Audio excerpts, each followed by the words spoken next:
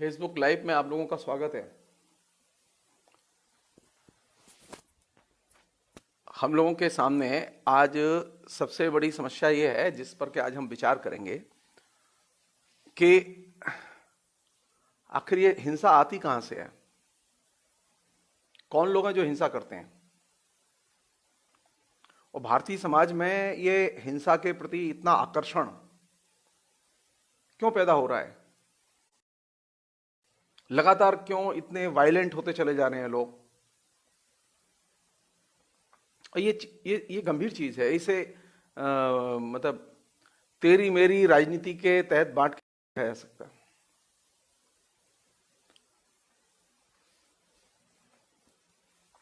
कोई तो वजह है कि जो शांति प्रिय देश जिसके बारे धर्मों का जन्म हुआ, जिसके बारे में यह कहा जाए कि धर्म का आधार शांति है, उस देश में सबसे ज्यादा देवी देवता हों। विश्व में कहीं इतने देवी देवता नहीं हैं। 33 करोड़ देवी देवता हैं। विश्व में कहीं इतने मंदिर और मूर्तियां नहीं है भगवान की जितनी भारत में है। भारत में जितने पीर, मस्जिद, चर्च, गिरजाघर, लोकल देवी देवता हैं उतने दुनिया में कहीं नहीं है। और यह भी एक सच्चाई है कि भारत के सुदूरवर्ती इलाकों से लेकर महानगर तक जितने बड़े पैमाने पर वायलेंस है इतना कहीं नहीं है।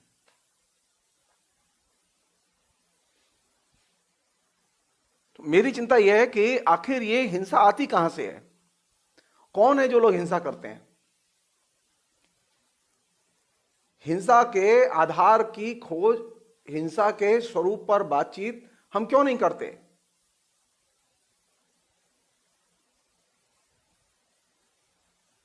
हमारे अंदर यह पहल तो है कि हम क्या क्या चाहते हैं। आज एक विज्ञापन आएगा कि फला कंपनी ने अपना एक नया मोबाइल फोन लॉन्च किया। एकदम मासिव सर्च शुरू हो जाएगी इंटरनेट पर और घंटे 2 घंटे में उसके ऑर्डर भी सप्लाई हो जाएंगे। मोटोरोला ने अपना नया फोन लॉन्च किया, एमआई ने अपना नया फोन लॉन्च किया, एप्पल ने अपना नया फोन लॉन्च किया और 1 घंटे के अंदर 5 लाख फोन, 10 लाख फोन बिक गए।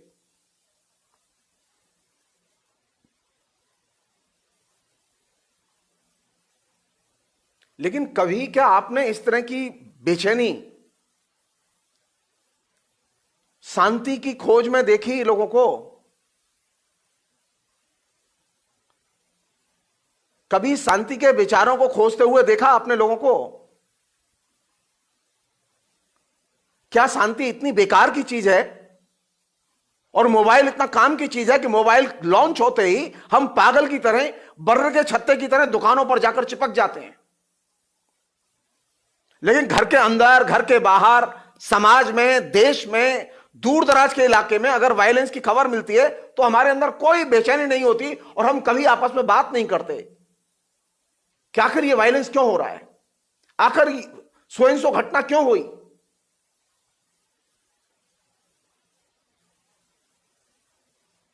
कोई तो चीज है, कोई तो चीज है जिसने कि हमारी दिमाग को एकदम दूसरी दिशा में मोड़ दिया है।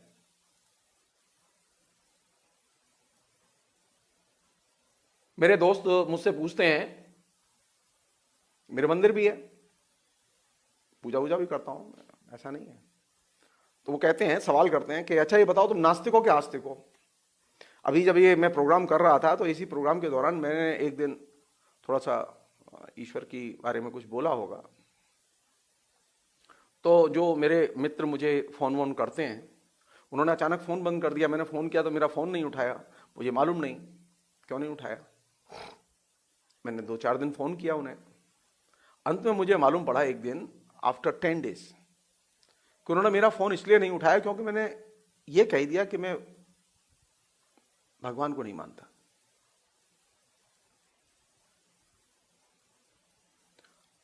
जबकि सच्चाई है कि भगवान से ज्यादा गहरा याराना है मेरा उनसे।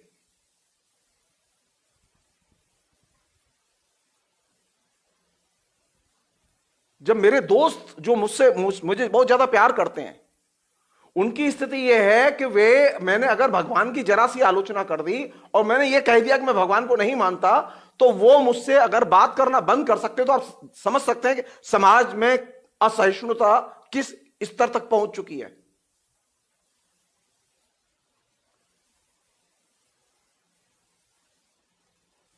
बार बार मुझे ये सवाल किया जाता है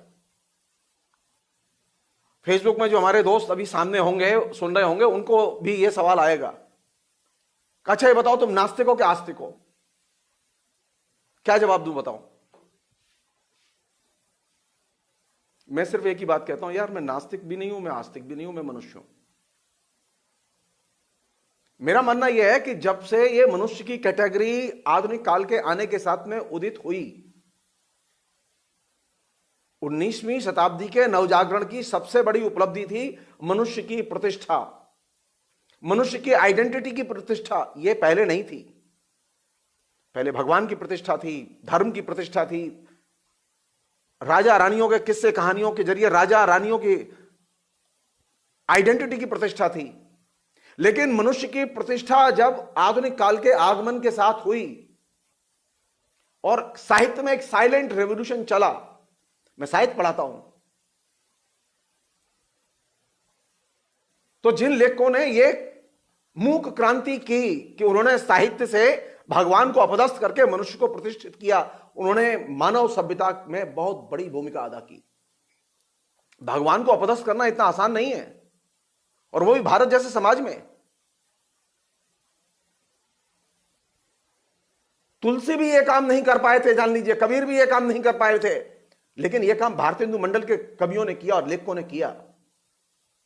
तो जो आधुनिक काल के लेखक हिंदुस्तान में पैदा हुए, उन आधुनिक काल के लेखकों ने एक बहुत बड़ा काम किया कि उन्होंने साहित्य, कला, संस्कृति, इन सब के क्षेत्र में मनुष्य की प्रतिष्ठा की। वे सबसे पहले बड़े ह्यूमन राइट्स एक्टिविस्ट और ह्यूमन राइट्स इंटेलेक्चुअल हैं।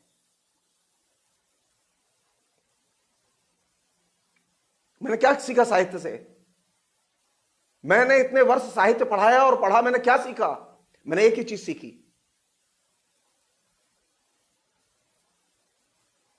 कि मेरी जो पहचान है वो मनुष्य की पहचान है और मनुष्य से बड़ा कोई नहीं है। संसार में सबसे मूल्यवान अगर कोई प्राणी है तो वो मनुष्य है, और उसके हितों की रक्षा करना सबसे बड़ा दायित्व है और कर्तव्य है।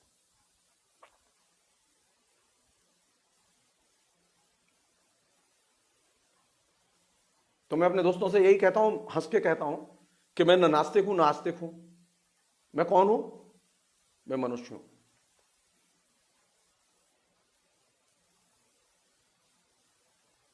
क्या करना चाहिए मुझे? क्या आज के जमाने में किसी भी किस्म की मीमांसा, किसी भी किस्म की मीमांसा में, मैं जानबूझ के अंडरलाइन कर रहा हूं, चाहे वो साहित्य की हो, इतिहास की हो, दर्शन की हो, किसी भी किस्म की मीमांसा आज के जमाने में क्या पुराने कॉन्सेप्ट को आधार बना के की जा सकती है? क्या वो उपयोगी होगी हमारे लिए? वो उपयोगी नहीं होगी।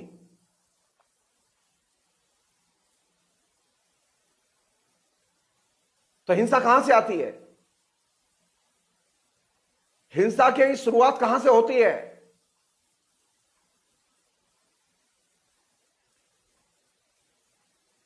भारत में ही नहीं, दुनिया के और देशों में भी हिंसा की शुरुआत होती है हमारी धर्म संबंधी समझ से, कि हम धर्म को कैसे प्रभावित करते हैं, हम जीवन में कैसे प्रभावित करते हैं धर्म को, हम समाज में कैसे प्रभावित करते हैं, निजी जीवन में कैसे प्रभावित करते हैं। इससे तय होगा कि आपका हिंसा के प्रति क्या रुख होगा। और भारतीय समाज की तो बहुत बड़ी उपलब्धि है ये।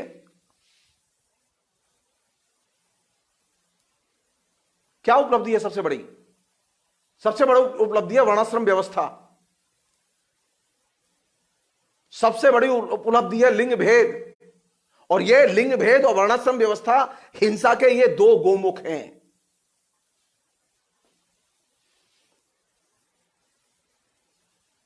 आप जाइए धर्म की शरण में, धर्म आपको अल्टीमेटली वर्णाश्रम व्यवस्था और लिंग भेद के चरणों में डाल देगा। आप जाइए, और मेरी बात तो विश्वास ना हो, ये जो सबसे अच्छे मंदिर है ना हिंदुस्तान में, गुजरात के स्वामी नारायण वालों का मंदिर, मैं दिल्ली में गया देखने उनको, घूमा मंदिर में, और उन्होंने जो साहित्य बेचते हैं वो मैं सारा साहित्य खरीद के लाया। आपसे भी अनुरोध है कि आप जाइए और खरीद के लाइए। आपको पता चलेगा कि धर्म क्या प्रचारित करता है।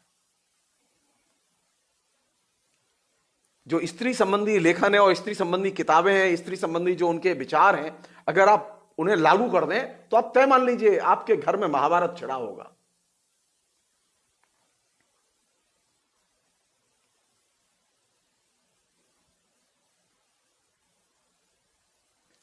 सामाजिक जीवन में हमारे अंदर वैचारिक चेतन और अवचेतन में धर्म संबंधी हमारी समझ ने हिंसा के रूपों को वैध बनाने में महत्वपूर्ण भूमिका अदा की है।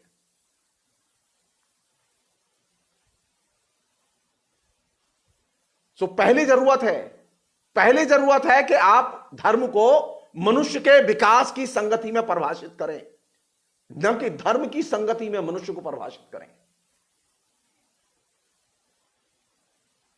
पुराना जो धर्म है वो यही मांग करता है मनुष्य को कैसा होना चाहिए, नहीं, हमें यह कहना चाहिए कि धर्म को कैसा होना चाहिए, जैसा कि सोशल रिफॉर्म मूवमेंट के हमारे जो पुरस्कर्ता थे उन्होंने किया। रामकृष्ण परमहंस थे, विवेकानंद थे, और भी लोग थे।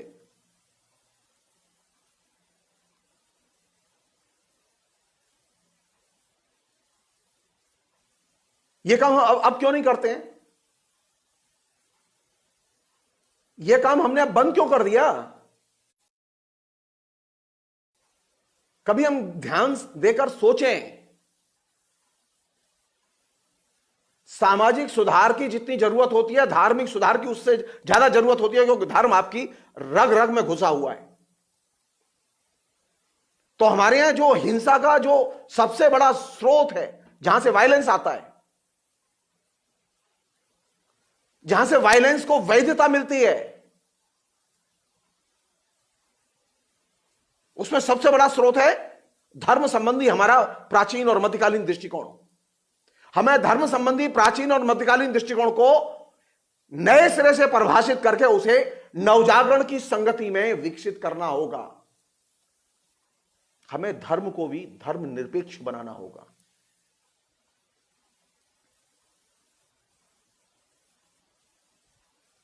धर्म को भी मनुष्य के विकास की, मनुष्य की जरूरत की संगतियों में परिभाषित करना होगा और लाना होगा।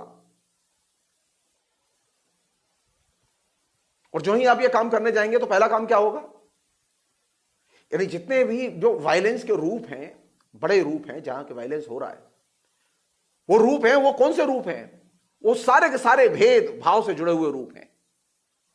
वो सामाजिक भेदभाव है, वो सांस्कृतिक भेदभाव है और लिंग भेद का भेदभाव है। इन तीन रूपों से सबसे ज्यादा वायलेंस के रूप जुड़े हुए हैं। आप डाटा उठाइए,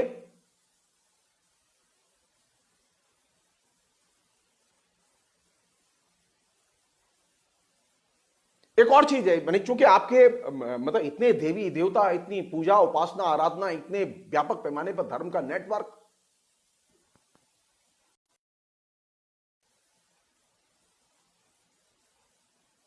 मेरा एक कहने का मतलब ये नहीं कि आप मंदिर न जाएं, मेरा ये कहने का मतलब नहीं आप पूजा न करें। आप अगर धर्म मानते हैं तो आप माने, लेकिन धर्म को जाने। धर्म को मानना बहुत खतरनाक है और सारी मुसीबत की जड़ यही है। मुझे वो धार्मिक व्यक्ति ज्यादा अच्छा लगता है जो धर्म को जानता है और फिर धर्म का पालन करता है, और वो व्यक्ति मुझे जाहिल लगता है जो धर्म को जानता नहीं है लेकिन जय हो करता हुआ सारी जिंदगी गुजार देता है। सारे खतरे और मुश्किलें उसी से आ रही हैं।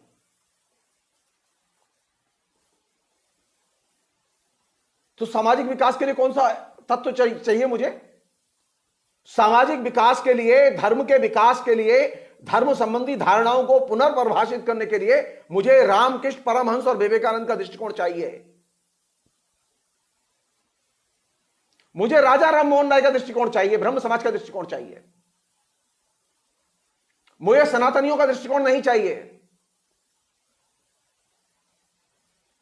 आप जानते हैं अच्छी तरह से, करपात्री जी महाराज थे जो सनातन धर्म के ध्वजाधारी थे। आप में से लोगों को देखने का उन्हें मौका नहीं मिला, लेकिन मुझे बचपन में देखने का मौका मिला, उनसे बातें करने का भी सौभाग्य प्राप्त हुआ है। कभी मौका लगा तो उनके लिखे पर बात करूंगा मैं डिटेल्स में। एक हमारे मित्र ने कहा था कि कभी सनातन धर्म पर बात होनी चाहिए, तो हम जरूर करेंगे। करपात्री जी महाराज ने हिंदुस्तान में राम राज्य परिषद नाम से राजनीतिक दल बनाया था। आरएसएस के लोग उनकी मदद करते थे। सारे हिंदुस्तान में इंक्लूडिंग मथुरा में सब जगह उनकी जमानत जब्त हुई।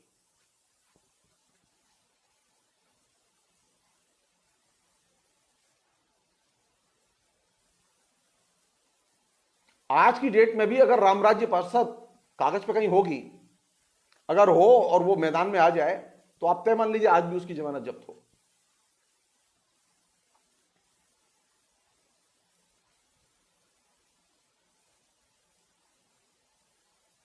हिंदुस्तान की, आधुनिक हिंदुस्तान की विकास प्रक्रिया को सबसे ज्यादा प्रभावित किया 19वीं शताब्दी के धार्मिक सुधार के आंदोलनों के दृष्टिकोण ने।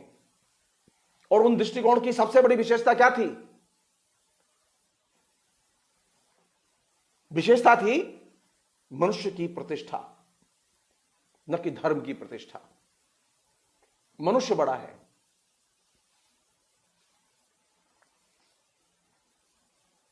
और एक नया किस्म का रिवाइवलिज्म चला हुआ है, एक नए किस्म का हिंदू पुनरुत्थानवाद चला हुआ है। और ये नए किस्म के हिंदू पुनरुत्थानवाद के जो सर्जक संगठन हैं, उनमें आरएसएस सबसे आगे है। वो हर जगह पुराने नए मंदिरों की जगह जगह स्थापना इनडायरेक्टली करने में लगे रहते हैं। इस देश में मंदिरों की कमी नहीं है, मंदिर नहीं चाहिए इस देश के लिए। इस देश में धर्म के प्रति नए दृष्टिकोण की जरूरत है, सुधार के दृष्टिकोण की जरूरत है। उस दृष्टिकोण की जरूरत है जिसकी शुरुआत रामकृष्ण परमहंस और विवेकानंद ने की।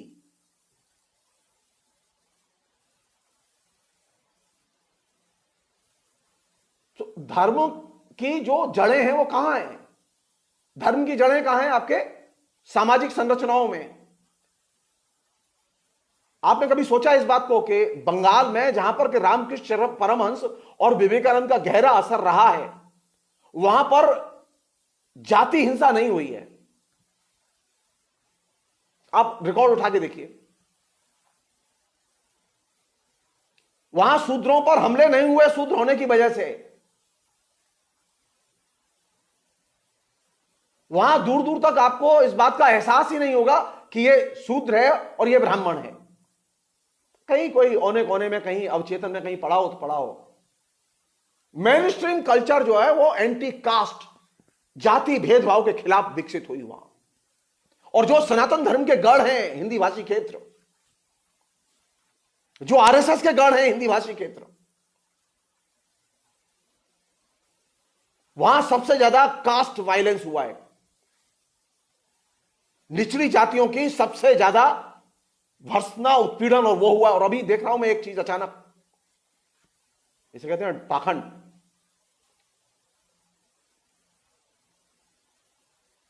अचानक स्वीपरों के ऊपर इधर फूल माला फेंकी जा रही है, फूल फेंके जा रहे हैं। क्यों? क्यों? कोरोना वायरस में वो सफाई का काम कर रहे हैं। अरे अरे, स्वीपर तो पिछले कई 100 साल से सफाई का ही काम कर रहे हैं, लेकिन आपने कभी फूल नहीं फेंके। 2 ही लोगों पर फूल फेंके जा रहे हैं, ध्यान लीजिए आप। डॉक्टरों पर फूल नहीं फेंके जा रहे, डॉक्टरों पर पत्थर फेंके जा रहे हैं। फूल फेंके जा रहे हैं पुलिस पर। क्यों भाई? काहे के लिए फेंक रहे हैं आप फूल? क्यों फेंक रहे हैं? किसे आप मूर्ख बनाना चाहते हैं? मैं जो चीज आपसे शेयर करना चाहता हूं यह कि अगर आप धार्मिक सुधार के एजेंडे पर धर्म के एजेंडे पर अगर मनुष्य को नहीं लाएंगे और धर्म को ले आएंगे, भगवान को ले आएंगे, तो आप तय मानिए हिंसा का चक्र बढ़ेगा। मैं दो उदाहरण दे रहा हूं। जहां जहां यह चीज रही है वहां वायलेंस रहा है, धर्म केंद्र में रहा है। जहां राज्य ने धर्म को आधार बनाया है वहां वायलेंस रहा है और वायलेंस रहेगा। जो लोग ये कहते हैं कि बौद्ध धर्म जो है वो शांति का धर्म है, आधुनिक काल में अगर बौद्ध धर्म को भी कोई अपनाएगा तो अशांति करेगा, हिंसा करेगा। श्रीलंकन तो बौद्ध थे ना, सिंगली तो बौद्ध हैं। क्या किया उन्होंने तमिलों के साथ? पूरा जाफना जो है ना रोक के रख दिया। हजारों तमिल मारे गए। किसके हाथों मारे गए? किसके हाथों मारे गए? बर्मा बौद्ध धर्म का ही प्रभुत्व है वहां, और सबसे ज्यादा वायलेंस है वहां, जिसे म्यांमार कहते हैं हम लोग।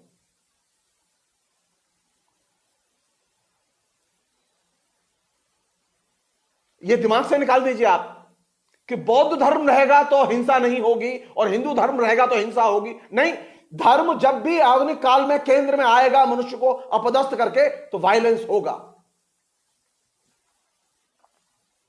और नॉर्थ ईस्ट में तो ईसाइयत का बहुत प्रभुत्व है। कई राज्य हैं जो कि बिल्कुल ईसाइयत के एकदम गढ़ हैं, और यूरोप तो ईसाइयत का गढ़ है।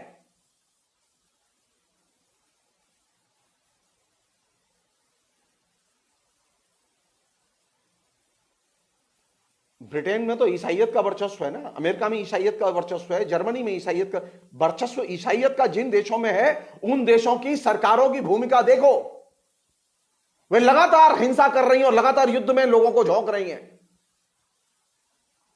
नाटो सेना का पूरा नेतृत्व उन लोगों के हाथ में जिन के यहां राज्य को संचालित करने में ईसाई धर्म की महत्वपूर्ण भूमिका है।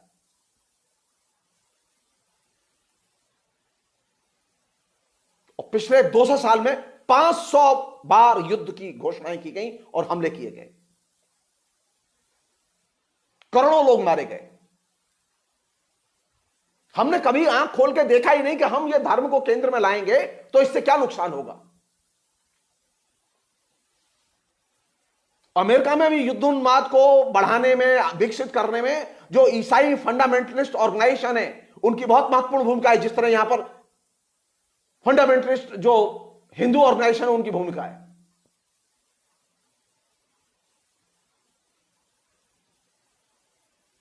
धर्म की जो राजनीति करते हैं उन्हें हिंसा पसंद है, उन्हें युद्ध पसंद है। वे लगातार उन तमाम किस्म के दुराचरण और बर्बरता के रूपों की हिमायत करते हैं, वायलेंस की हिमायत करते हैं, जो समाज में छोटे छोटे रूपों में व्यक्त होते हैं।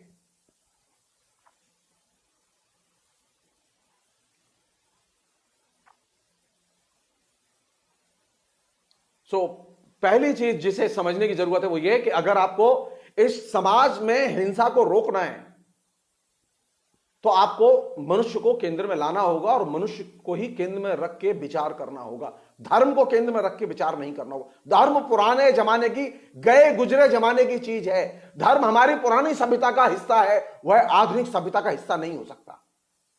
आधुनिक सभ्यता का हिस्सा वह तभी होगा जबकि वह रिफॉर्म होकर आएगा, वह मानवीय समाज के विकास के संदर्भ में पुनर्परिभाषित होकर आएगा। तभी धर्म हमारे लिए उपयोग का हिस्सा हो सकता है, जैसा कि ब्रह्म समाज के लोगों ने किया, जैसा कि विवेकानंद ने किया। मोहन भागवत धर्म के बारे में कुछ नहीं जानते, आरएसएस का कोई नेता नहीं जानता, वो धर्म की उन्हें कोई एबीसीडी नहीं आती।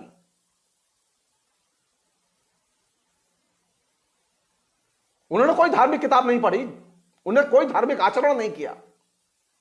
वो एक पॉलिटिकल ऑर्गेनाइजेशन है, सामाजिक संगठन है। अगर हिंदू धर्म की, नए हिंदू धर्म की शिक्षा लेनी है तो ब्रह्म समाज से लो और विवेकानंद से लो, मोहन भागवत से नहीं।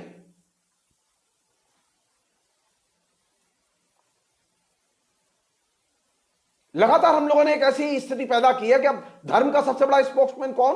हिंदुस्तान में हिंदू धर्म का सबसे बड़ा स्पोक्समैन कौन? अब तो हिंदू धर्म का सबसे बड़ा स्पोक्समैन रामकृष्ण परमहंस और विवेकानंद नहीं,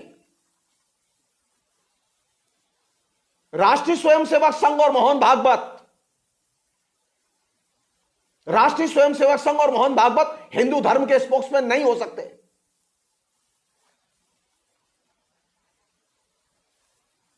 बल्कि वे हिंदू धर्म की मुसीबत की जड़ हैं। विवेकानंद के विचारों ने, रामकृष्ण परमहंस के विचारों ने एक ऐसा समाज बनाया, एक ऐसा राज्य बनाया जहां पर के जाति भेद और लिंग भेद नहीं है। बड़े पैमाने पर स्त्रियां खुलकर बात करती हैं, खुलकर अपनी भावनाएं शेयर करती हैं, एंजॉय करती हैं।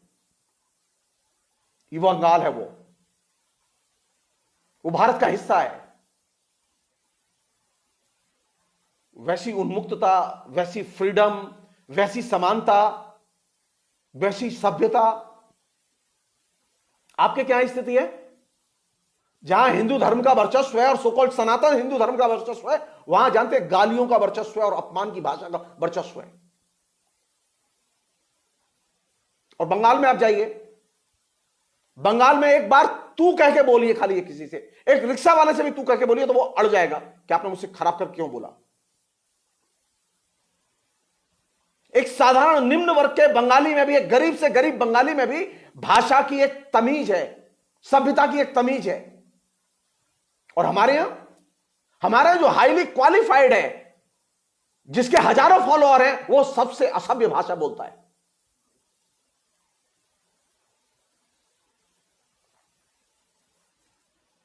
धर्म का रिफॉर्म अगर होगा तो आपकी भाषा अपने आप बदल जाएगी। हमारे यहां धर्म का रिफॉर्म ही नहीं हुआ तो हमारे यहां भाषा कहां से बदलेगी? हमारे यहां भाषा भी मेडिवल है, हमारे आम बोलचाल की भाषा भी मेडिवल है। और ये जो मैं बोल रहा हूं ना, ये मेडिवल भाषा ही है, ये सभ्य भाषा नहीं है। मैं बहुत साफ कह रहा हूं। यही बात कोई बंगाली बोल रहा होता तो इतनी प्रांजल और इतनी परिष्कृत लालित्यपूर्ण बंगला में बोल रहा होता कि आपका मन करता कि यार ये बोलता रहे और मैं सुनता रहूं। मुझे बहुत ईर्ष्या होती है उनको देख के।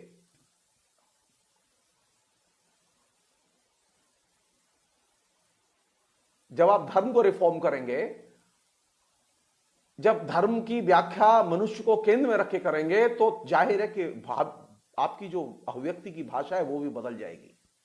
ये जो वाचिक हिंसा है जो रोज हो रही है, वो वाचिक हिंसा भी बदलेगी, वो भी खत्म होगी।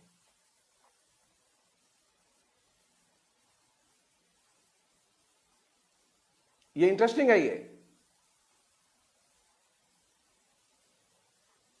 कि धर्म के सुधार का भाषा के सुधार से कोई संबंध बनता है कि नहीं बनता। धार्मिक सुधार होंगे तो भाषा बदलेगी, दैनंदिन जीवन की भाषा बदलेगी, दैनंदिन जीवन के लहजे और संस्कार बदलेंगे।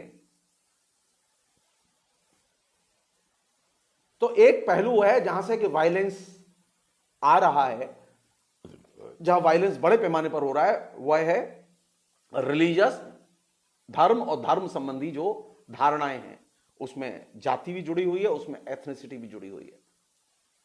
और इसके बहुत हिंसक घटनाएं आए दिन होती रहती हैं। इन पर मारे जाने वालों की हर बार लिस्ट निकलती रहती है और वो आंकड़ा देना एकदम बेकार है। जिन्हें पढ़ना है वो अपने एनुअल जो यहाँ पे क्राइम रिपोर्ट आती हैं, आप पढ़ सकते हैं उसमें कि कितने लोग मरे, किस हिंसा में, दंगे में कितने मरे, एथनिक वायलेंस में कितने मरे।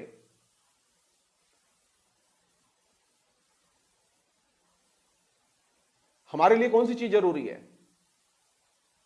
एक और चीज पैदा हुई है इसके अलावा, जो कि इस वायलेंस के गर्त में है, जड़ों में है, जहां से वायलेंस शुरू होता है।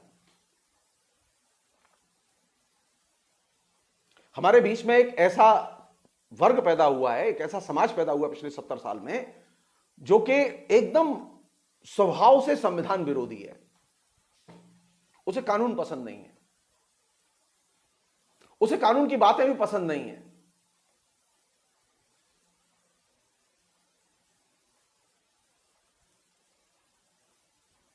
वो किसी भी चीज को न्याय की कसौटी पर और समानता की कसौटी पर रखकर देखना ही नहीं चाहता। इसलिए आप देखेंगे कि बड़े पैमाने पर जो डिस्प्यूट अदालतों में पड़े हुए हैं, उसमें, और हिंसा के जो डिस्प्यूट पड़े हुए हैं, उनमें बड़े पैमाने पर वे डिस्प्यूट हैं जो कि हमारी जो संविधान विरोधी, कानून विरोधी जो राजनीतिक सोच है, उसके गर्भ से निकले हैं। और इस तरह की सोच ने हमारे अंदर एक नए किस्म का एक एंटी सोशल पैदा किया है। मैं अपनी मथुरा की बता सकता हूं आपको। मैंने कलकत्ता भी देखा गौर से, और मैं उसकी भी बात कर सकता हूं। जहां रहा हूं उसके दिल्ली भी मैंने एक जमाने में देखा। वायलेंस के पक्ष में कौन लोग होते हैं? वायलेंस को कौन लोग जस्टिफाई करते हैं?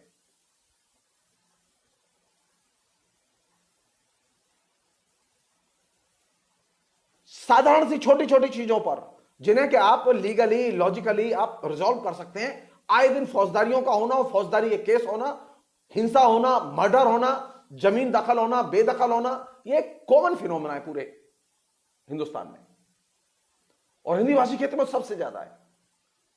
और ये कहां से ये चीज निकल रही है? मैं कानून नहीं मानूंगा, बने जो कर लो, मैं लड़ लूंगा, मैं देख लूंगा। अच्छा, वो चीज घर तक चली आई है, अंदर तक चली आई है। मसलन अगर पति पत्नी के बीच के संबंध नहीं बनते, तो एक बेस्ट ऑप्शन ये हो सकता है कि आप कोर्ट जाएं, कोर्ट से रिक्वेस्ट करें कि हमारे संबंध अच्छे नहीं है, हम नहीं रह पा रहे, अनुमति दे और हम अलग हो जाएं। यह करने की वजह होता यह है कि हम लगातार एक दूसरे के साथ में वायलेंस करते रहते हैं, और कोशिश करते हैं कि एलिमिनेट कर दें, खत्म कर दें, तो सबसे अच्छा है।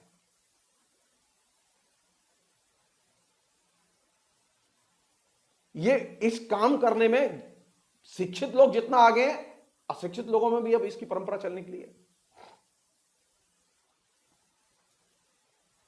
तो अब जो वकील लोग हैं, उनका एकमात्र काम यह रह जाता है कि जो फंस गया है उसे बचाना। सो न्याय और अन्याय का भी एक तर्कशास्त्र और तर्कशास्त्री पैदा हो गए, है ना।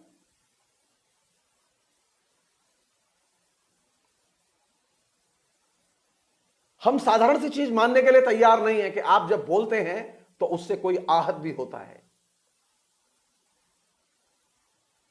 वो चाहे आपकी पत्नी हो, चाहे आपका पति हो। क्योंकि आपने तो ये मान लिया कि ये आपका वर्थ राइट है, क्योंकि आप फिर डाल के लेके आए हैं, आप उससे जो चाहें, जैसे चाहें, जिस भाषा में चाहे बोल सकते हैं। आपका ये वर्थ राइट है कि आप चाहे तो उसे पीट सकते हैं।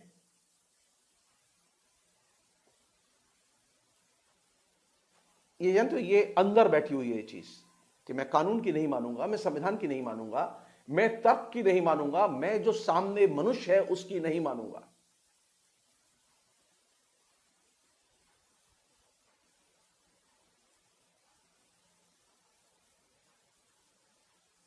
और इसने एक नई दुनिया, एक नई वायलेंस का संसार रचा है, जिसमें कि डाउरी, डेथ और उससे रिलेटेड घरेलू हिंसा के जो रूप हैं उससे रिलेटेड और भी बहुत सारी चीजें उसने क्रिएट की हैं। और ये हर 30 मिनट में एक व्यक्ति इस वायलेंस का शिकार हो रहा है और मर रहा है।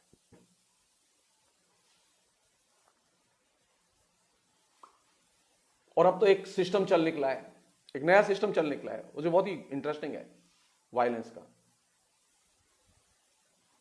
जिसे हम लोग कानूनी हिंसा कहते हैं।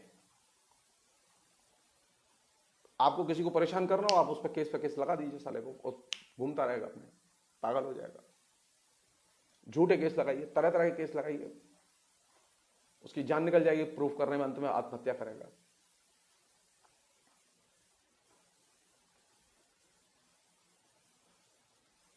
पहले कानून का लोग सहारा लेते थे अपनी समस्याओं के समाधान के लिए, अब कानून का सहारा लेते हैं लोगों को उत्पीड़ित करने के लिए। तो जहां एक तरफ असंवैधानिक सोच ने हिंसा को बढ़ाने में मदद की, वहीं एक तरफ इस संविधान के, कानून के, इंडियन पेनल कोड के प्रावधानों के दुरुपयोग ने एक दूसरे किस्म की हिंसा को जन्म दिया।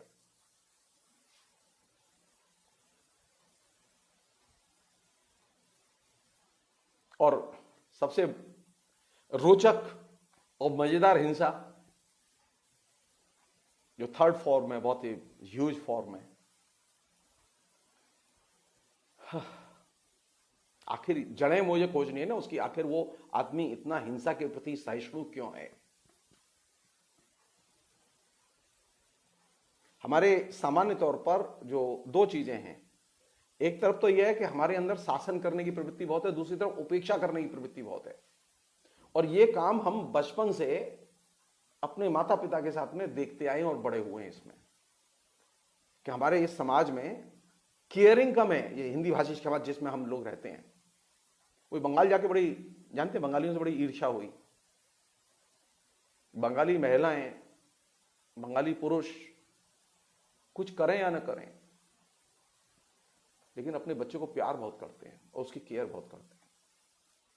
आप उसकी केयर देखिए, मां का जो उसके पीछे साधना है, परिश्रम है, उसे देखिए, तो आपको ईर्ष्या होगी कि हमारे यहां तो हमारी जो मां है, हमारी जो घर में स्त्रियां हैं, हमारा जो पिता है, वो तो उसका 10% केयर नहीं करता।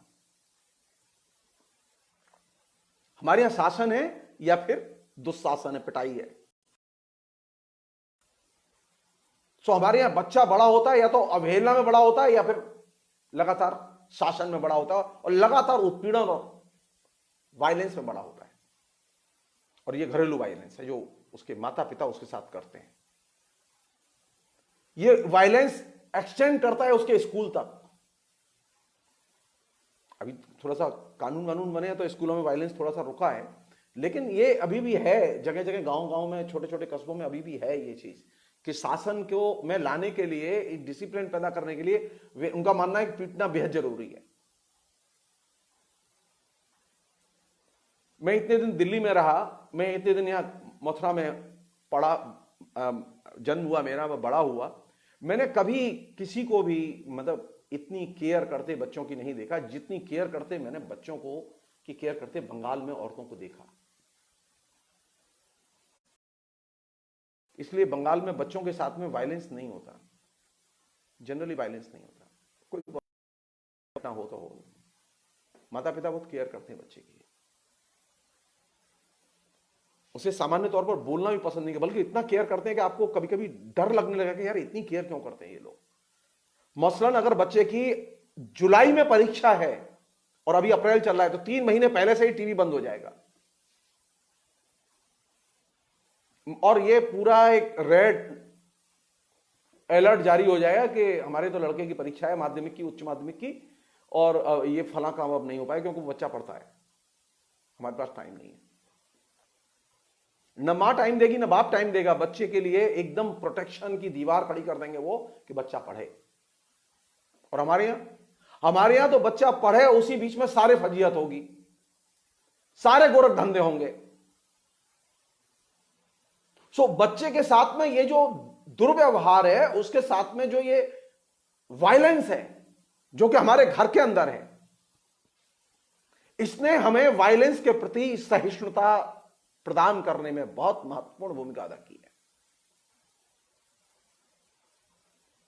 बंगाल में जब बच्चों की परीक्षाएं होती है ना, तो आप उस घर में जानते हैं किसी का समय नहीं खा सकते, सवाल ही नहीं है। अरे आप यूरोप मत जाइए, आप बंगाल में जाकर ही देख लेते हो, सीख लेते। तो सनातनी हिंदुओं के लिए अपने बच्चे बेकार की चीज होते हैं, वो खाली पैदा करना जानते हैं, उन्हें पालना नहीं जानते। और जब ये सनातनी हिंदुओं के बच्चे जब बड़े होते हैं तो एकदम राउडी राठौर होते हैं, वो बेलगाम होते हैं। उसकी ड्रेस एकदम मॉडर्न होगी, उसके हाथ में मोबाइल होगा, उसके नीचे मोटरसाइकिल होगी, लेकिन दिमाग एकदम उग्र और वायलेंट होगा।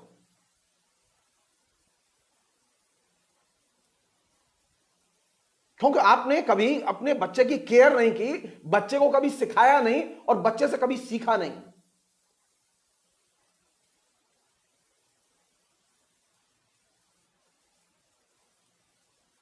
क्योंकि हिंसा की शिक्षा कहां मिलती है? सबसे पहले हिंसा की शिक्षा सबसे पहले मिलती है परिवार में। हिंसा सबसे पहले घटती है परिवार में। जब बच्चा अपने आंखों के सामने देखता है कि पिता जो है मां को पीट रहा है, और फिर वही मां पिटाई खाने के बाद अपने पति को थाली में परोस के खिला रही है और बार बार बच्चे से कह रही है कि बेटा पापा जो कहे वो मानना। ये वो जगह है जहां से कि बच्चे के अंदर जो वायलेंस करता है उसके प्रति सहानुभूति और सहिष्णुता पैदा होती है। और यही वो जगह जहां से वो बाजार में जब निकलता है, वो जो हिंदू बालक है जिसके केस वायलेंस में निकलता है, तो वो फिर हिंसा के साथ में अपना एडजस्टमेंट पैदा करता है और जो हिंसक होता है एडजस्टमेंट पैदा करता है। और यही वह जगह है जहां से कि आरएसएस को सबसे बड़े वायलेंट गिरोह तैयार करने में मदद मिलती है। आप जाइए हिंदी भाषी क्षेत्र के, अभी हर हिंदू परिवार में आरएसएस बैठा हुआ है।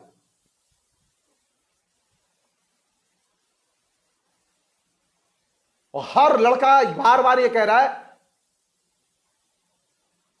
आप उससे किसी भी वायलेंस की घटना पर बात कीजिए, वो हिंसा को जस्टिफाई कर रहा है। क्यों? क्योंकि बचपन से जो घर में शिक्षा हुई है, जो माहौल बना है, उस माहौल ने उसके अंदर जहर भरा है, उसने उसके अंदर हिंसा को एक ग्रहण योग्य वस्तु बनाया है, एक ग्रहण योग्य मूल्य बनाया है। वह हिंसक को अपना बाप समझता है और जब वो बाहर निकलता है तो वहां जो हिंसक मिलता है उसे वो अपना बाप बनाने को राजी हो जाता है। वो चाहे कोई माफिया हो और चाहे वो कोई बदमाश हो और या वो कोई राजनेता हो।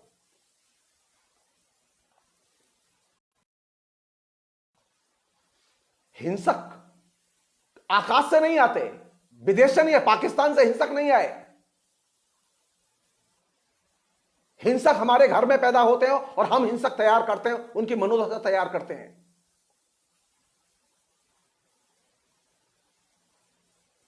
तो जब हमारे सामने नए समाज का सपना आया तो बंगाल की जाति ने सबसे पहले टारगेट किसे बनाया? उन्होंने पहला टारगेट बनाया सोशल रिफॉर्म में धर्म को, और टारगेट बनाया बच्चों को कि बच्चों के साथ में माता पिता के संबंध नए सिरे से परिभाषित किए जाएं।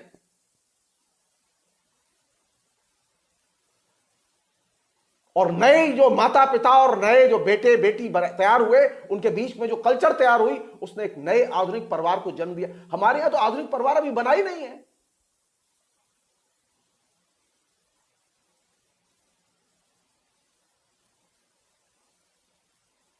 हमारे यहां आधुनिक परिवार में अभी इंडिविजुअल की यूनिट, एक व्यक्तिगत सत्ता को अभी स्वीकार ही नहीं किया गया।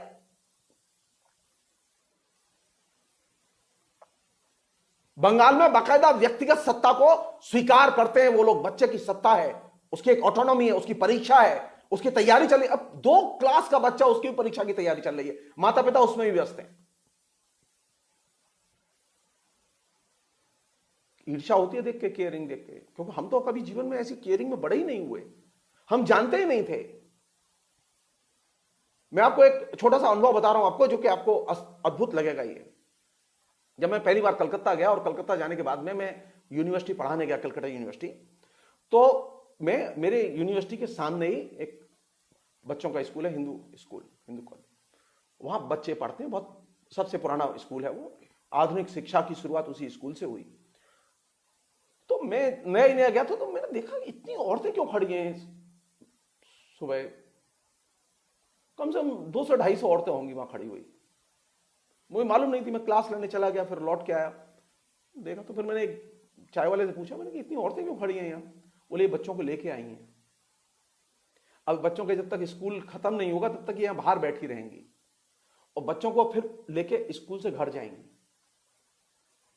मेरा एकदम दिमाग ही चकरा गया कि यार, हमने तो कभी अपने माता पिता को ले जाके स्कूल के दरवाजे तक छोड़ते देखा ही नहीं।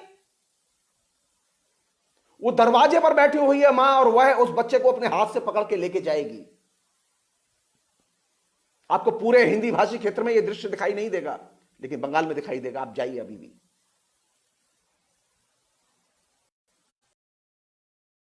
यूनिवर्सिटी के कंपाउंड में अभी भी सैकड़ों औरतें बैठी मिल जाएंगी, इंतजार करते हुए कि अब उनके बच्चे की क्लास खत्म होगी।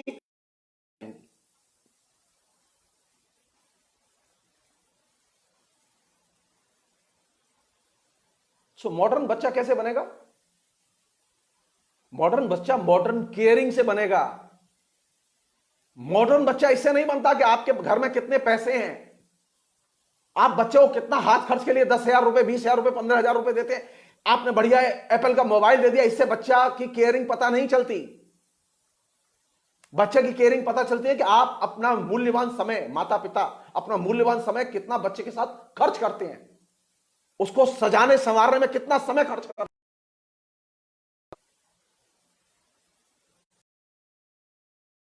हैं।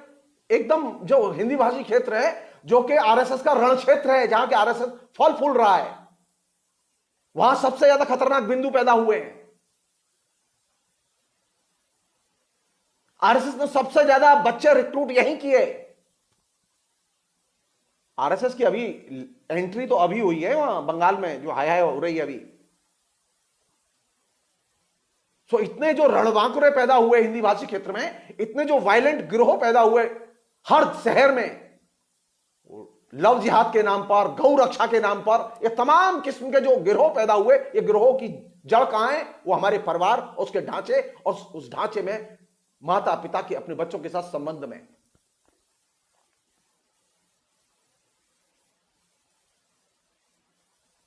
न तो परिवार के लोग जानते हैं कि मॉडर्न पॉलिटिक्स क्या होती है, न परिवार के लोग जानते हैं डेमोक्रेसी क्या होती है। वो सिर्फ ताकत की राजनीति जानते हैं। जो ताकतवर है उसके साथ रहो, वो सही है गलत है बेमानी है जानना, वह किन मूल्यों को रिप्रेजेंट करता है ये जानना बेमानी है। सिर्फ ताकतवर है इसलिए उसके साथ रहो, क्योंकि बच्चा लगातार एक ताकतवर के शासन में ही बड़ा हुआ है। एक बाप उसके घर में ताकतवर था जो उसको शासित करता था, वह ताकतवर था जो अपनी बीवी को रोज यंत्रणाएं देता था। आपने उस ताकतवर के अंदर अपने चरित्र का विकास किया तो जाहिर है आपके अंदर ताकतवर की पूजा का भाव पैदा हुआ, आपको एक ताकतवर नेता की जरूरत महसूस हुई, और यही वजह है कि आपके अंदर एक नरेंद्र मोदी पैदा हुआ। आपके अंदर लोकतांत्रिक वैल्यूज नहीं है, आपको एक ताकतवर नेता चाहिए, नहीं चाहिए जो कॉन्स्टिट्यूशन को माने, आपको एक ताकतवर नेता चाहिए जो कि सबको ठेंगे पर नचाए और सबको लात लगाए। इसलिए जो कल्चर, वायलेंस की कल्चर, उस वायलेंस की कल्चर की एक वायलेंट पॉलिटिक्स भी है, और उस पॉलिटिक्स की जड़ें आपके परिवार और उसके ढांचे में है, जिसे हम लोग सामान्य भाषा में पुंशवादी या पितृसत्तात्मक समाज कहते हैं, पितृसत्तात्मक परिवार कहते हैं। हमारे यहां परिवार का डेमोक्रेटाइजेशन हुआ ही नहीं। जहां परिवार का लोकतांत्रिकीकरण नहीं हुआ वहां लगातार वायलेंस को महत्व दिया गया और वायलेंस के आधार पर संबंध बनाने के लिए फोर्स किया गया, मजबूर किया गया।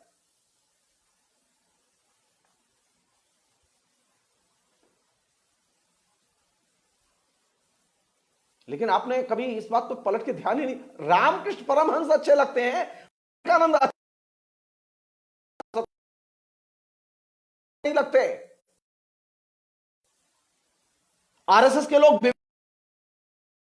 सकते हैं सारे कंफ्यूज करने के लिए, लेकिन विवेकानंद के विचार,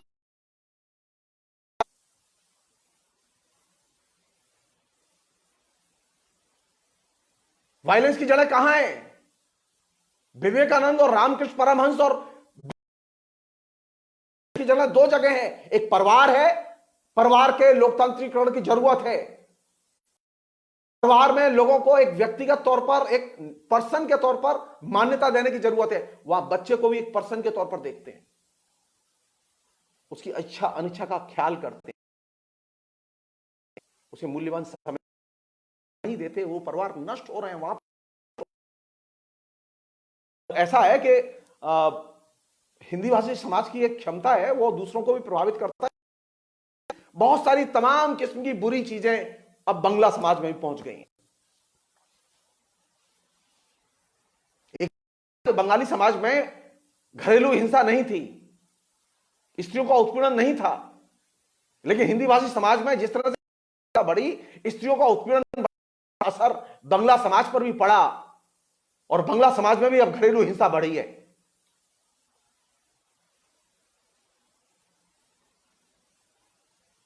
जाहिर है कि जब ये बढ़ेगी तो बीजेपी को वोट तो बढ़ेंगे, बीजेपी भी बढ़ेगी। जय हो मोदी, जय हो मोदी भी होगी। हिंसा की जड़ें हिंसा के नायक की मांग करती हैं। एक अन्य चीज और दूसरी चीज, इसे मैं यहीं छोड़ रहा हूं। वैसे मेरा फेवरेट विषय जिसमें मुझे बहुत मजा आता है, और मैं आपको सच कहूं, मुझे हिंदुस्तान के समाज को नए सिरे से देखने का मौका मिलता है, मुझे अपने जीवन को भी देखने का मौका मिलता है। और तीसरा जो महत्वपूर्ण एरिया है जहां से वायलेंस हमारे जीवन में दाखिल हो रहा है, वो है कंज्यूमरिज्म। एक समय था कि, और ये ज्यादा पुरानी बात नहीं है, ये जस्ट इमरजेंसी के बाद तक की ये चीज रही है, 1980 तक रही है ये चीज। हमारे यहां कंज्यूमरिज्म इतना पावरफुल नहीं था, वो करते थे लोग, वस्तुएं थी, लेकिन कंज्यूमरिज्म उस तरह से पावरफुल नहीं था। बल्कि ये ज्यादा महत्वपूर्ण था कि जो उत्पादक शक्तियां हैं, उत्पादक शक्तियों से जुड़े हुए जो सवाल हैं वे बहुत महत्वपूर्ण थे। उत्पादन के सवाल हैं वो बहुत महत्वपूर्ण थे। इंडस्ट्रियलाइजेशन है वो बहुत महत्वपूर्ण था। ये चीजें महत्वपूर्ण थी। लेकिन 1980 के बाद से कंटिन्यूअसली एक रैपिड चेंज सोसाइटी में आया है। उसमें कंज्यूमरिज्म एक बड़े आइडियोलॉजिकल प्रवाह की तरह हमारे जीवन में दाखिल हुआ है। और क्यों दाखिल हुआ ये? क्यों दाखिल हुआ ये? क्योंकि सारी दुनिया में कोल्ड वॉर की पॉलिटिक्स के केंद्र में एक चीज आई, विज्ञापनों के जरिए एक चीज आई। वो चीज ये आई कि जीवन शैली को केंद्र में लाओ, उत्पादक शक्तियों को केंद्र से हटाओ। लगातार रैपिडली, बहुत तेजी से सारी दुनिया में जो विज्ञापनों का रेला शुरू हुआ, जिसने कि हमारी मनोदशा को बनाने में बहुत महत्वपूर्ण भूमिका अदा की, कि अब जीवन शैली के रूप विज्ञापनों में तेजी, और जीवन शैली के रूपों के प्रचार प्रसार और आकर्षण ने जहां एक और समाजवाद और समाजवाद से जुड़ी हुई पूरी की पूरी व्यवस्था को ध्वस्त किया, वहां उसने कंज्यूमरिज्म को और कंज्यूमरिज्म से जुड़े हुए जो चीजें थी, वस्तुएं थी, विचारों के प्रेम की बजाय वस्तुओं के प्रेम को महत्वपूर्ण बना दिया।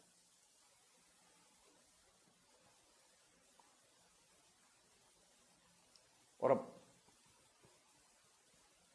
जीवन शैली जो है वो अब हर चीज के सामने है, केंद्र में, हर प्रोपेगेंडा के सामने है।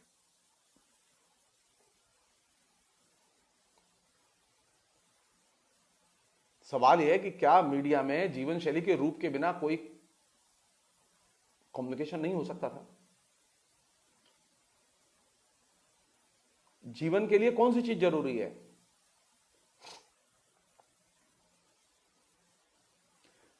वस्तुओं के प्रति प्रेम जरूरी है या मनुष्य के प्रति प्रेम जरूरी है?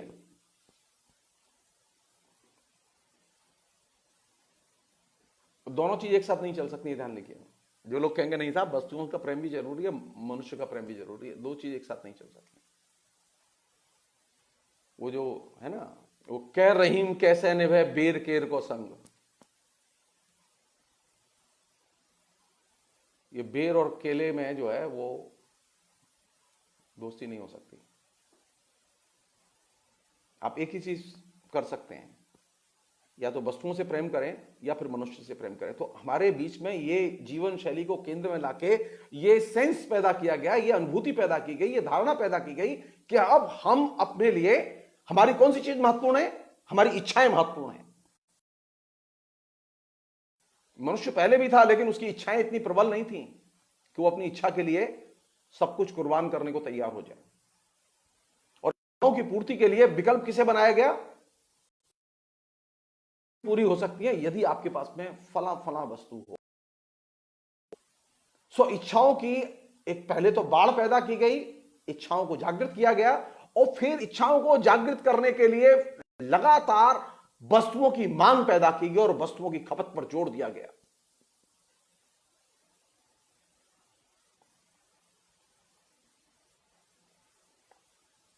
दूसरी एक चीज और पैदा की गई जो पहले नहीं थी। ये वस्तुओं की जो खपत पैदा हुई, ये दो खासतौर पर, एक था कंपटीशन यानी प्रतिस्पर्धा का भाव, और दूसरी थी ईर्ष्या या डाह। जीवन शैली के जितने भी विज्ञापन पूरी दुनिया में तैयार किए गए, अभी भी तैयार किए जाते हैं, उनमें ये दो चीजें खास तौर पर होती हैं, एक बेसिक एलिमेंट के तौर पर। प्रतिस्पर्धा और डाह, ईर्ष्या। बिना ईर्ष्या के कोई विज्ञापन तैयार नहीं, बिना कोई किसी तैयार नहीं होता, कोई कमोडिटी बिक के नहीं देती। उसके पास ऐसा नहीं।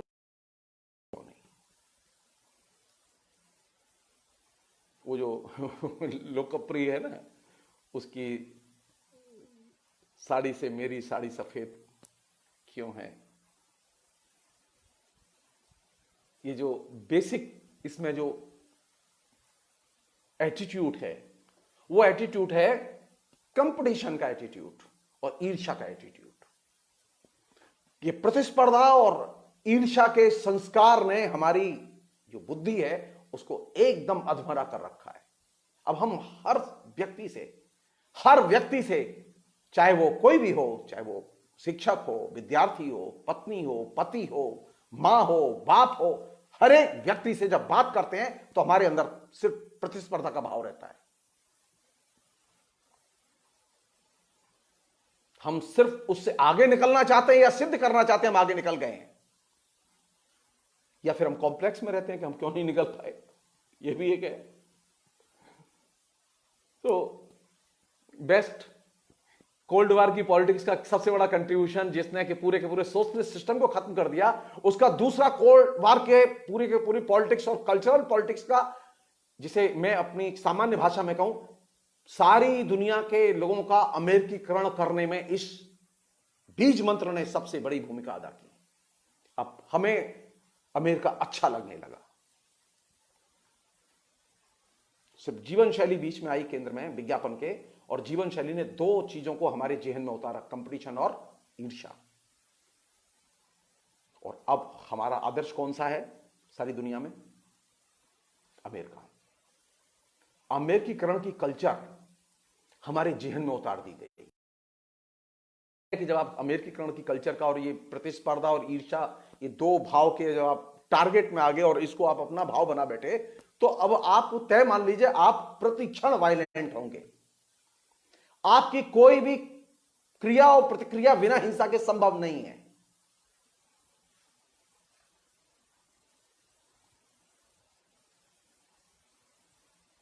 कोल्ड वार जिसे हम लोग कहते हैं शीत युद्ध राजनीति, वो शीत युद्ध राजनीति बिल्कुल आपकी जेहन में उतार दी गई है सिर्फ सामान्य सी चीज के जरिए, और वो है विज्ञापन। और विज्ञापन में जीवन शैली के रूपों का रूपायन। मैंने बहुत पहले, मतलब 92 93 में मैंने इस पे लिखा था, और डिटेल्स में लिखा था। और मैंने ये चीज ऐसे नहीं लिखी, मैंने तकरीबन 10,000 विज्ञापनों का अध्ययन किया जो विभिन्न पत्र पत्रिकाओं में छपे थे। उसके आधार पर मैंने ये निष्कर्ष निकाला था। मेरा विज्ञापन मेरा विषय नहीं, मीडिया मेरा विषय नहीं है, मैं साहित्य का विद्यार्थी, वो ये मीडिया मेरा शौकिया विषय है, शौकिया हॉबी है।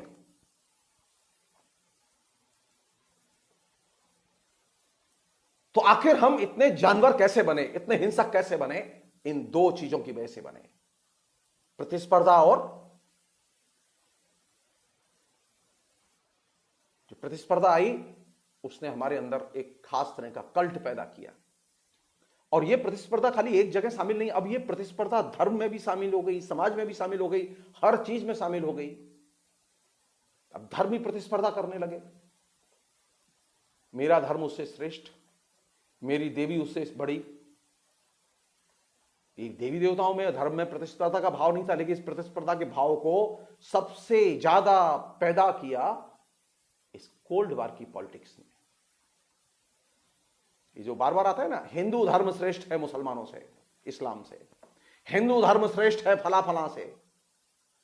अरे क्या जरूरत है इसकी तुलना की? क्या जरूरत है? उसी तरह मुझे ईर्ष्या और डाह की कोई जरूरत नहीं है। हिंदू धर्म श्रेष्ठ है या कम श्रेष्ठ है, यह हिंदू धर्म के लोग अपने धर्म के दायरे में रखकर सोचें। आप क्यों इस्लाम से तुलना कर रहे हैं? इस्लाम धर्म श्रेष्ठ है या कम श्रेष्ठ है, मैं निकृष्ट नहीं कहूंगा। ये इस्लाम धर्म के लोग सोचें। मैं कौन होता हूं यह बताने वाला कि इस्लाम धर्म को क्या क्या करना चाहिए? वो बेहतर ढंग से जानते हैं। मैं कभी नमाज पढ़ने नहीं गया, कभी मस्जिद में नहीं गया, मैंने कुरान के दर्शन तक नहीं किए, और मैं उपदेश देता हूं कि इस्लाम में क्या होना चाहिए, हिंदू धर्म में क्या होना चाहिए। अरे मैं जिस चीज को जानता हूं उसके बारे में बोलूं तो समझ में भी आए। तो प्रतिस्पर्धा के भाव ने एक टकराहट पैदा की है और उसने वायलेंस को जन्म दिया है। और प्रतिस्पर्धा के भाव ने तो एक और भी भयानक चीज पैदा की है, जिसे कि हम लोग कंपटीशन मास्टर कहते हैं, यूपीएससी कहते हैं, है ना। अब हर विद्यार्थी कंपटीशन के जोम में है, नशे में है और कंपटीशन में लगा हुआ है। इसे कहते हैं अमेरिकीकरण, समाज का अमेरिकीकरण। अब रहते हिंदुस्तान में लेकिन जीते अमेरिका की तरह। भौतिक परिस्थितियां आपको ले जा रही हैं नीचे रसातल की ओर, दिमाग लगा हुआ है अमेरिका की ओर, क्या हम अमेरिका जाएंगे, जा रहे हैं नीचे, लेकिन सोच रहे हैं कि ऊपर जा रहे हैं। वास्तविकता यह नहीं है। वास्तविकता यह है कि हम नीचे जा रहे हैं, लगातार नीचे जा रहे हैं। आप जितने प्रतिस्पर्धा के भाव में जाएंगे, आप सांस्कृतिक तौर पर, राजनीतिक तौर पर आप रसातल में जाएंगे, नीचे जाएंगे। आप जो हैं वे नहीं रहेंगे, आप तय मान लीजिए। आप चाहे जितने अक्षरधाम बनाइए, आप चाहे जितने बिरला मंदिर बनाइए, और चाहे जितने रवि शंकर के तीर्थाटन के केंद्र बनाइए, आप तय मान लीजिए आप सांस्कृतिक तौर पर नीचे जाएंगे। क्योंकि आपने ये सारे के सारे केंद्र पर्यटन की तरह और प्रतिस्पर्धा के केंद्र की तरह तैयार किए हैं। धर्म जब प्रतिस्पर्धा के पैराडाइम में दाखिल होता है तो धर्म धर्म नहीं रहता।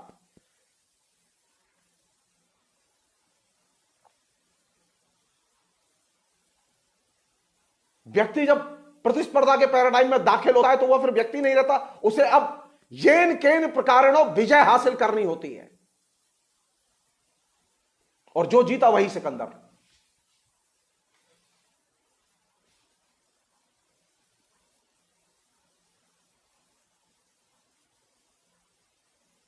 प्रतिस्पर्धा में सबसे महत्वपूर्ण मंत्र यही है, सफलता। आप सफल हैं तो आपका जीवन सार्थक है, और सफल नहीं रहे तो आप निरर्थक है। और इसके चलते हुआ क्या है? इसके चलते हुआ है क्या है कि हमने अपने सारे अच्छे जीवन मूल्यों को छोड़ दिया और प्रतिस्पर्धा और सफलता को अपना लक्ष्य बना लिया। सारी अच्छी चीजें छोड़ दी, सिर्फ सफलता एक रह गई दिमाग में। और सफलता का मतलब यह है हमें शोहरत मिलेगी, सामाजिक स्वीकृति मिलेगी, चाहे वो सफलता आपने तमाम किस्म के दुष्कर्म करके बोध को, लेकिन आप सफल माने जाएंगे। मुझे ऐसी सफलता, वह सफलता नहीं है जिस सफलता की मैंने काम की थी। यह सफलता न्याय के आधार पर अर्जित की गई सफलता नहीं है, बल्कि यह एक दूसरे विरोध कर। मैं एक उदाहरण दे रहा हूं आपको, उससे आपको यह बात समझ में आएगी। आप हिंदुस्तान में सबके लिए खाली स्कूल खोल दीजिए और सबके लिए कॉलेज खोल दीजिए।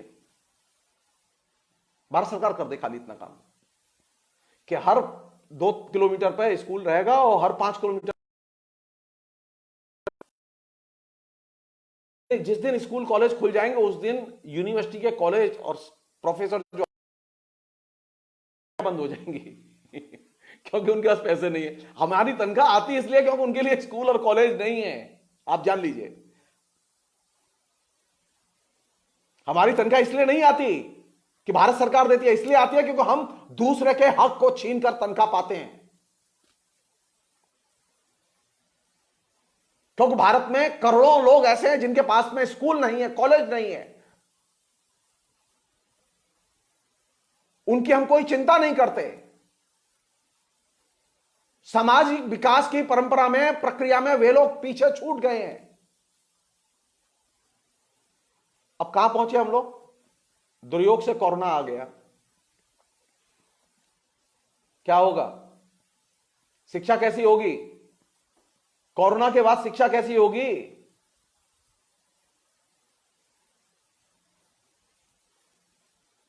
आज से 40 साल पहले जो फीस का ढांचा था, वो फीस का ढांचा आपको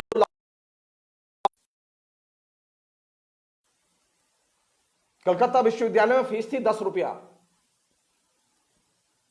वर्षों पिछले 15 साल पहले ये फीस बदली, 12 साल पहले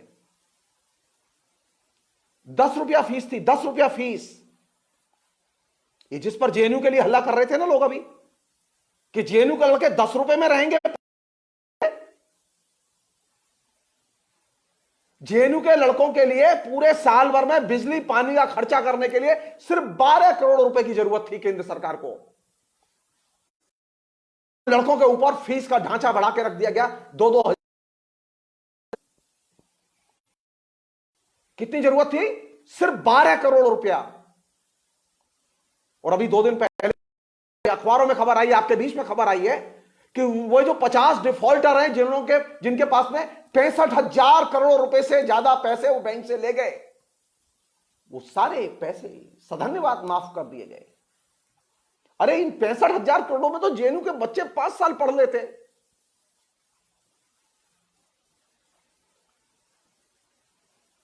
ये डिफॉल्टरों से भी गए गुजरे हो गए ये लोग।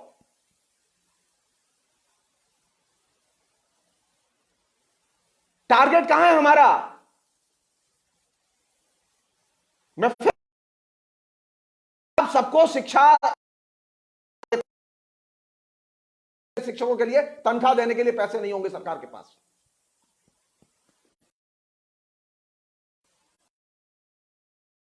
एक और चीज, ये महेश वशिष्ठ जी ने अच्छा किया,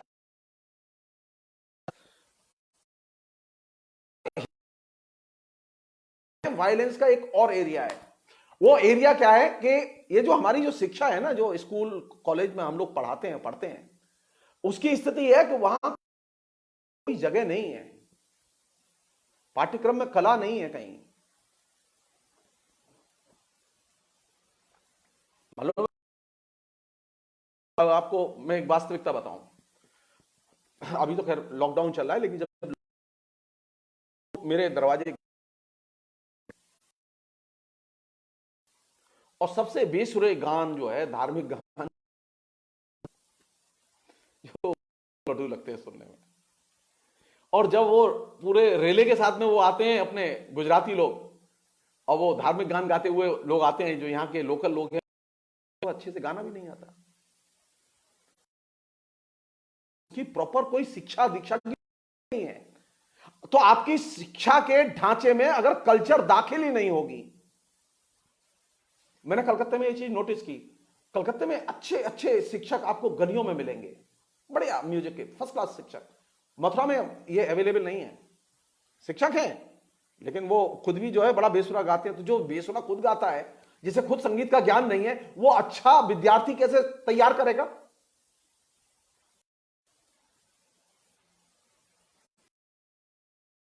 और एक बड़ा कारण है कलाओं से निर्मुक्तता, कलाओं से दूरी, कला बोध का अभाव। वो हिंदी भाषी क्षेत्र में बिल्कुल एकदम दूर दूर तक फैला हुआ है। तो यहां आपको न तो कला मर्मज्ञ मिलेंगे, न कला साधक मिलेंगे, न कला के प्रैक्टिशनर मिलेंगे, न कला के शिक्षक मिलेंगे। तो यहां जो गाते हैं वो बड़ा बेसुरा गाते हैं, सिखाते भी हैं वो भी बड़ा बेसुरा सिखाते हैं, लेकिन वो संगीत के शिक्षक हैं।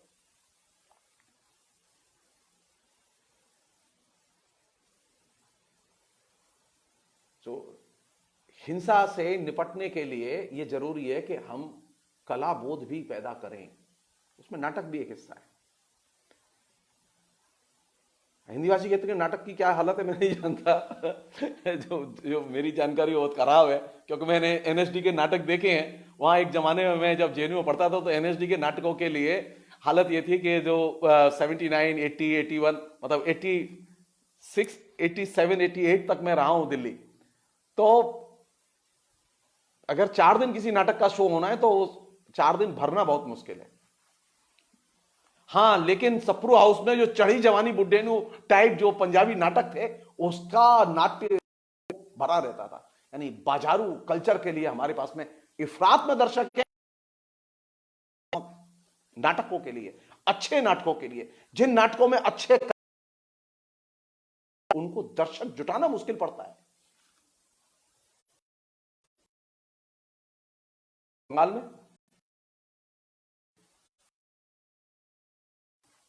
बंगाल में जहां पे भी नाटक होगा, मैं आपको उसका कलाबोध का स्तर बता रहा हूं। मैं आपको,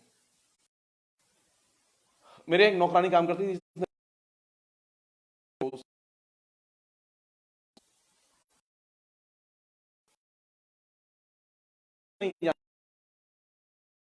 वो खाली अपना नाम जानती थी। स्तर बता रहा हूं, उसे सैकड़ों थे और अच्छे गाने याद थे, और वो उसने सब रेडियो से सीखे थे। करती थी तो चुपचाप अकेले अकेले गाती रहती थी। वो रात रात भर बैठ के वहां पर यात्रा देखती थी, और पूरी की यात्रा की स्क्रिप्ट उसे याद थी। उसे जितनी सारी फिल्में, उसकी गजब नॉलेज थी उसको लेकर, लेकिन वो अनपढ़ थी। इसे कहते हैं क्रिएटिव सेंस।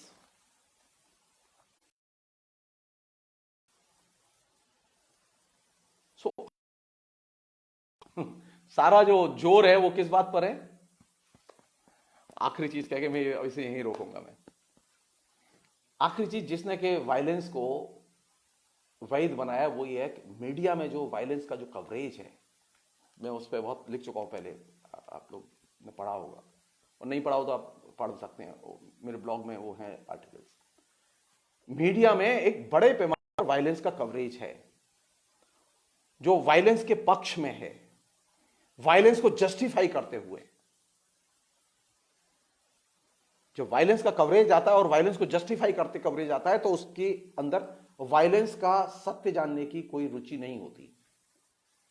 जैसे अभी घटना घटी ना महाराष्ट्र में, मॉब वायलेंस, 3 लोग मारे गए। संयोग की बात थी कि वो तीनों के तीनों हिंदू संत थे। वो घटना निंदनीय है, लेकिन मीडिया की इसमें कोई रुचि नहीं कि वो घटना क्यों घटी, कैसे घटी, क्या कारण थे, क्या वजह थी, कोई जानकारी नहीं है मेरे पास। क्यों घटी वो घटना? वो घटना इसलिए नहीं घटी, वो घटना इसलिए घटी, जैसा कि ये कवरेज दिया गया, वो घटना इसलिए नहीं घटी कि भीड़ आ गई और मार दिया, नहीं। वो घटना कि उस इलाके में कंटिन्यूअसली, जिस गांव में घटना घटी उस इलाके में और उस गांव में कंटिन्यूअसली लगातार इस तरह के मैसेज व्हाट्सएप से और दूसरे तरीकों से आ रहे थे कि सावधान, इन इलाकों में वे लोग घूम रहे हैं जो बच्चे का अपहरण करके ले जाते हैं, चुरा के ले जाते हैं। पहले उन लोगों ने एक डॉक्टर को पकड़ा, और डॉक्टर ने जब किसी तरह से कोशिश करके बच गया, नहीं तो, लेकिन पुलिस ने वो मैसेज रोके नहीं। जिस इलाके में ये घटना घटी, जिस गांव में ये घटना घटी, वो गांव बीजेपी का डेन है। वहां A to Z जितने लोग हैं सब बीजेपी के मेंबर हैं।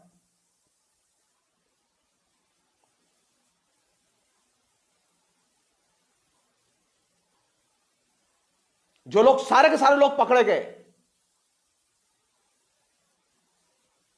वो लोग बीजेपी के मेंबर हैं। लेकिन कभी किसी ने नहीं कहा ये बात। खाली एक व्यक्ति ने इस बात को रेखांकित किया, अशोक ढावले ने। इंटरनेट पर जो उसका वीडियो मैंने देखा, अशोक ढावले जो कि वहां सेक्रेटरी हैं महाराष्ट्र में, तब मुझे पता चला, क्योंकि वो इलाका एक जमाने में कम्युनिस्ट पार्टी का गढ़ रहा है।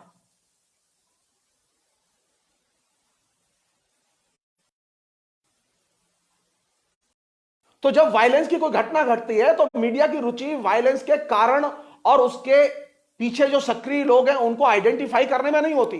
उसकी रुचि इस बात में होती है किस तरह से उन्माद पैदा किया जाए। वायलेंस का कवरेज तथ्य और सत्य की खोज पर केंद्रित न होकर उन्माद को पर केंद्रित होता है, और यही वह चीज है जिसके जरिए वह वायलेंस का करता है। एक और उदाहरण दे रहा हूं मैं आपको, जिससे आप समझें इसे। एक जमाने में आपको याद है कि बॉम्बे पैमाने पर दंगे हुए, बॉम्बे जलता रहा। शरद पवार उस समय, कृष्णा कमीशन बना, कृष्णा कमीशन पढ़े लोग, उस वायलेंस में पहली बार, यानी मीडिया के द्वारा जो वायलेंस की प्रस्तुति होती है, उस वायलेंस की प्रस्तुति का पहले मीडिया में जो वायलेंस दिखाया जाता है, लोग उसका बाकायदा अनुकरण करते हैं।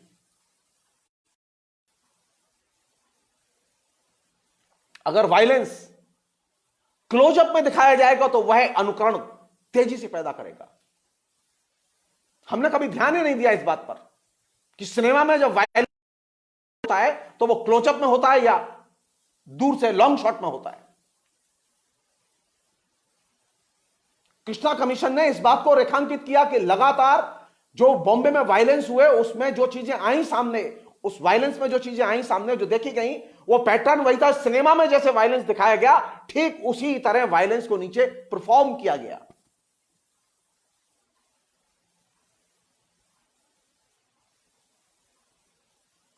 सिनेमा का वायलेंस नीचे जीवन में परफॉर्म किया जाए, ये एक नई चीज थी, वो जो दंगों में कन्वर्ट हुई।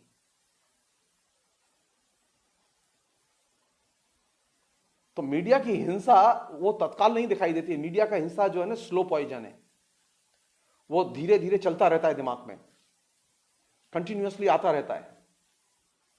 हमारे यहां अनेक चैनल हैं ऐसे जहां की सिर्फ वायलेंस की खबरें, वायलेंस की कवरेज, ये सारी चीजें आती रहती हैं।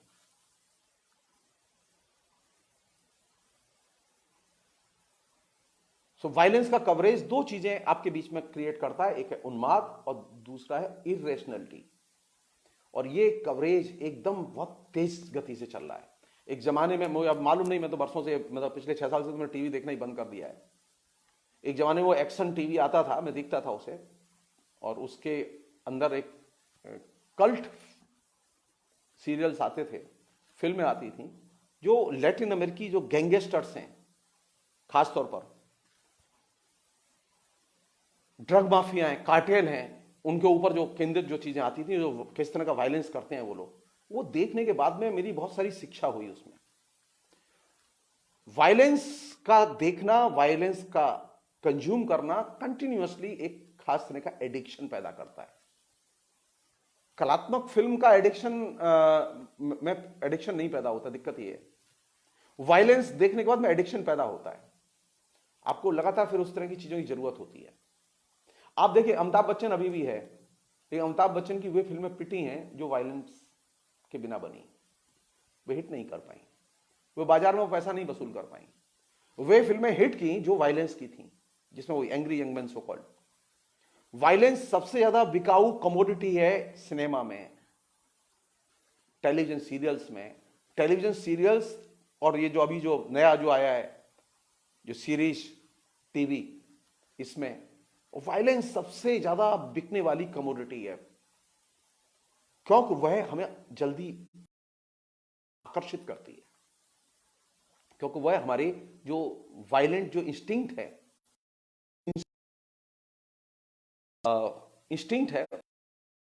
खुराक मिलती है उसे, वहां अनुकरण मूलकता ज्यादा है। बेहतर यह है कि सिनेमा के वायलेंस को, टीवी के वायलेंस को कम से कम क्वेश्चन तो किया जाए। हालत ये हो गई है, क्वेश्चन करने पर भी सवाल खड़े किए जा रहे हैं।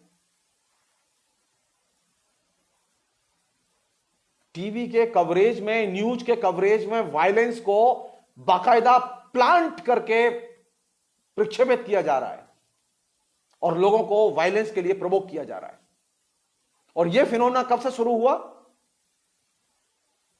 यह फिनोमेना शुरू हुआ काफी लंबे समय से, काफी दिन हो गए इसे आए, ये आज का नहीं है, ये काफी पुरानी। टीवी देख के हिंसा करना, टीवी देख, ये बड़ी पुरानी बीमारी है। इसका पहला ट्रायल हमने टीवी के कवरेज के जरिए, पहला ट्रायल हमने देखा 84 के दंगे में।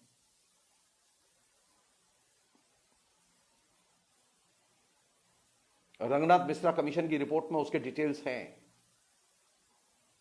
2002 के गुजरात के दंगों में उसके कवरेज के डिटेल्स हैं। वायलेंस क्रिएट करने के लिए एक वैधता, उसके लिए एक स्ट्रक्चर, एक मूल्यबोध पैदा करने में मीडिया और खासतौर पर ये जो टेलीविजन है और ये सिनेमा है, ये बहुत बड़ी भूमिका अदा करते रहे। इसलिए और यहां कोई कंट्रोल है नहीं, कोई कंट्रोल नहीं है। अब वायलेंस का जो टोटल प्रोजेक्शन है, टोटल परसेंटेज है, आप टेलीविजन पर जो सीरियल्स आते हैं उनमें टोटल जो प्रोजेक्शन है वायलेंस का, जो प्रस्तुति है, आप उसका परसेंटेज निकालिए, आज भी वो टॉप पर है। सेकंड नंबर पर धर्म, धर्म का प्रचार, और धर्म का प्रचार भी वह है, वह नहीं, धर्म का प्रचार वह है जो कॉम्पिटिटिव भाव वाला है। धर्म का प्रचार वह है जो कि इंस्टिंक्ट, आपकी इच्छाओं को जगाने वाला है।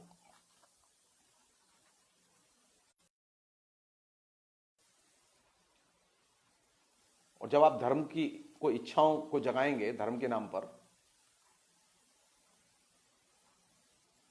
जीवन शैली को जगाएंगे, जाहिर रखिए अब आप अच्छा वायलेंट समाज बनाएंगे। ये काम भले ही कोई भी कितना भी अच्छा मीठी भाषा में बोलने वाला संत करे, इच्छाएं जगा के धर्म को हासिल करना सबसे बड़ा वायलेंस है। इसलिए हमारे यहां पुराने जो लोग थे ना, जो धार्मिक लोग थे, जिन्होंने धर्म रचा, वो कहते थे इच्छाओं पर नियंत्रण करो। अच्छा मनुष्य वह है जो इच्छा को बस में रखे। अब मुश्किल क्या है, अब इच्छाएं मनुष्य को बस में रखती हैं, तो वायलेंस रुकेगा कैसे? वायलेंस तो बढ़ेगा। वो इच्छाओं के संसार पर, इच्छाओं के कंधे पर सवार होकर जब आएगा तो वायलेंस तो बढ़ेगा। इसलिए अब पता नहीं आपको पसंद आए कि ना आए, लेकिन इच्छाएं तो सबसे बड़ी शत्रु है मेरी। फिलहाल इतना ही। बहुत बहुत शुक्रिया, थैंक यू।